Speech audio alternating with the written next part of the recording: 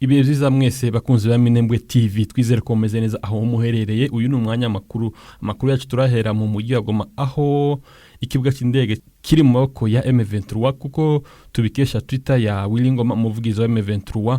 Kuri uyu wa mbere nibwo yatangaje ko ikibuga cy'indege cya Goma cyagiye mu maboko ya M23, kuko tubikesha n'abandi bantu bari hariya hafi ya Goma ndetse n'abari Goma niko bari kubitangaza ku mbuga nkoranyambaga zitandukanye. Dusimbire gato muri Kinshasa, nyuma yuko M23 ifashe umujyi wa Goma, ibintu bikomeje kumera nabi muri Kinshasa. Ibiro bya ambasade y'u Rwanda, Ubuganda, Ufaransa n'Ububirigi mu mugwa mukuru wa Kongo Kinshasa ubu byibasiwe cyane n'abigaragambya, kuko byatangajwe na Minisitiri w'Ufaransa ushinzwe umubano Jean Noel. Yagize ati, igice kimwe cy'inyubako ya ambasade yacu ubu ngubu cyamaze gusha cyakongotse. Mu butumwa yacije kuri X yahoze ari Twitter, yavuze ko ibitero nk'ibi bidashobora kwihangana. Yongeraho kandi abari mu myigaragambyo ubu bakajije umurengo, ibintu ntago bimeze neza cyane. Umuriro uri mu nyubako ya ambasade yacu ni mwinshi cyane, umwotsi uva muri ambasade yacu nanone ni mwinshi, uteye ubwoba pe. Leta ya Kongo yashimye abantu bitabiriye iyo myigaragambyo kwerekana ko bashyigikiye ingabo zabo zirwana n'inyeshyamba za M23, kuko tubikesha BBC.